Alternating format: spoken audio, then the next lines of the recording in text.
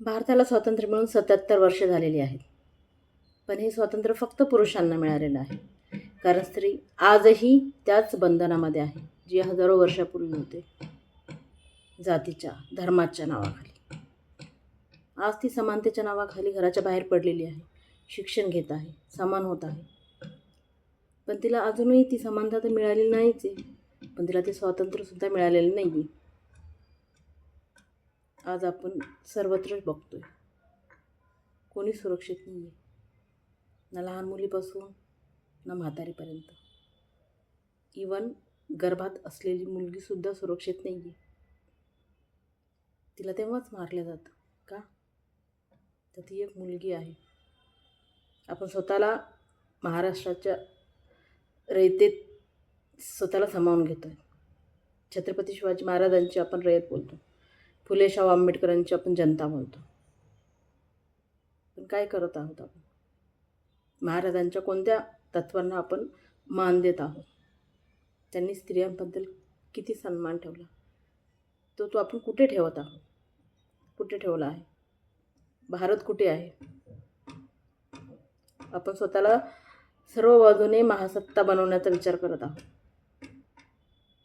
पण स्त्रीला कुठे ठेवलं आहे? त्यामध्ये सर्वत्र बघत आहोत किती अत्याचार होत आहेत. कपड्यांवरून, जातीवरून, धर्मावरून ती पुढे जाते हे सहन होत नाही आहे. तिला तिथंच ठेचल्या जाते का? कायदे भरपूर आहेत, पण त्या कायद्यांचे पालन नाही आहे. त्या कायद्यांचे पालन करणारेच ते मोडत आहेत, रक्षण करणारेच भक्षण करत आहेत. ना शाळेमध्ये ती सुखरूप आहे, ना हॉस्पिटलमध्ये, ना आईच्या पोटामध्ये. कुठेच स्त्री सुरक्षित नाही आहे.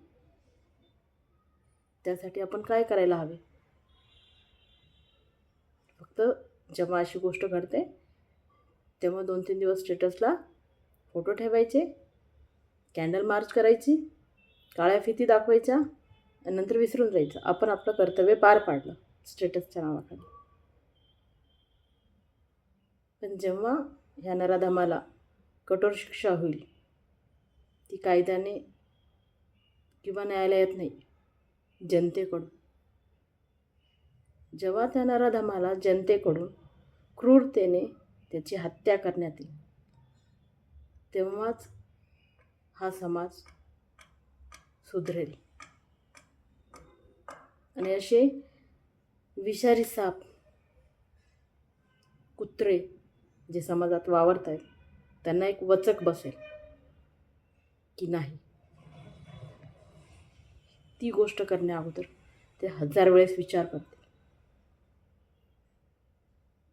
त्यामुळे ह्या नराधमाला माफी नाही, फक्त न फक्त मृत्यूदंड.